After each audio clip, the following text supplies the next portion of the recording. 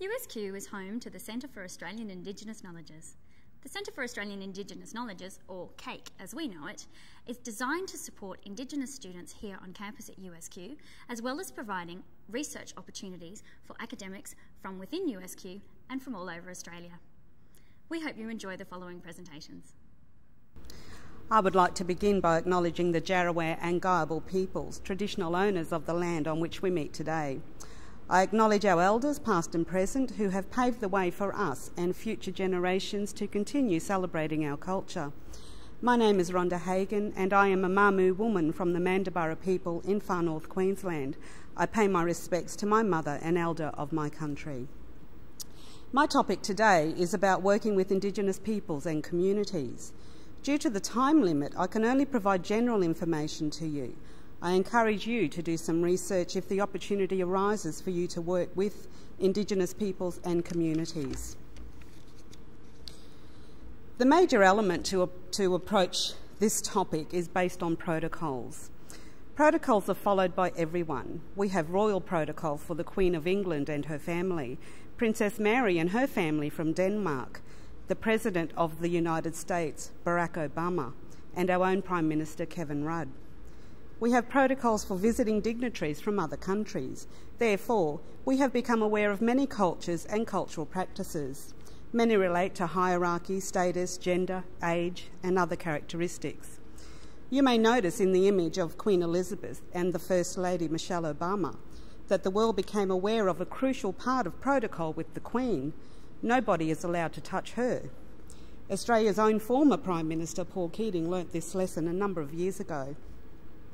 This is one protocol that may put a smile on our faces, but we must remember the importance of protocols and that they must be followed at all times. So we may know about the protocols for those before mentioned.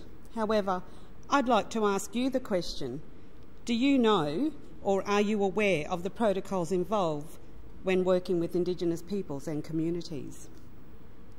I preface by stating that the information contained in the remainder of this presentation is general and that not all Indigenous people and communities are the same. I would also like to mention that I use Indigenous in some circumstances to refer to Aboriginal and Torres Strait Islander people. When consulting with Indigenous communities, it's important to establish who should be consulted within a particular Indigenous community. Usually the elders group is the first point of contact on matters of a cultural nature, but more specific issues may be clarified by an incorporated Indigenous organisation with carriage of that service. It's best to phone ahead to ensure that the appropriate people are available and that they feel comfortable enough to engage with individual or group representation. You must be aware that some Indigenous communities have an entry permit system. I'll explain on the next slide what is involved with this process. If there are no Indigenous organisations to approach, you should make contact with the local town council, the hospital, police station or courthouse. Staff there will hopefully suggest the contact person or people for Aboriginal and or Torres Strait Islander business. In the main, English is the preferred medium of communication. Please ensure you don't sound patronising by assuming a broken English or deliberately slow a speech pattern when talking with representatives of the Indigenous community. Formation of relationships may take time. Initial meetings are only a starting point. Keep the lines of communication open, both orally and in writing. Be patient in building the confidence of the local people. One of the most important messages I always highlight is that if you make a commitment to follow up on an issue, please do so and provide feedback on a regular basis. As mentioned before, the entry permit system is in place for Indigenous communities and they are a legal requirement under the Aboriginal Affairs Planning Authority 1972. They're designed to help protect the privacy of Aboriginal communities, to preserve Aboriginal heritage and culture, to safeguard the natural environment and to promote visitor safety. There are two types of permits, transit and mining. Transit permits are for those who wish to visit for tourism, business or recreational purposes and to visit art or cultural centres.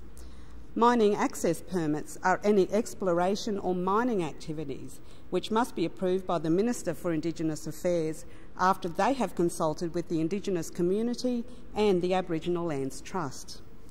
More information is available from the Department of Indigenous Affairs at this link.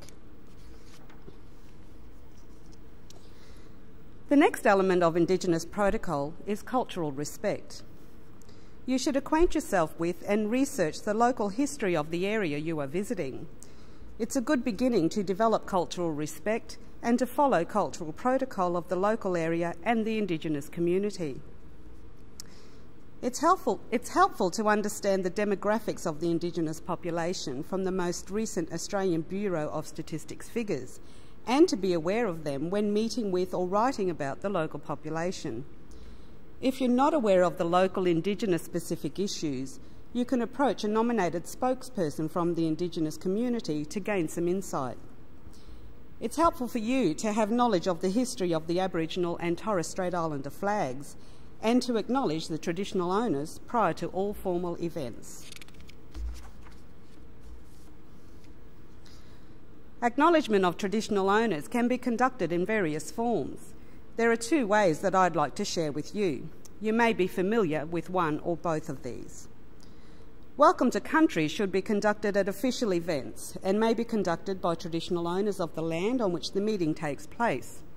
Welcome to Country is the process to welcome visitors to the land which is recognised as Aboriginal land. If traditional owners cannot perform Welcome to Country, then the next step is to ask another Aboriginal or Torres Strait Islander person to perform Acknowledgement of Country.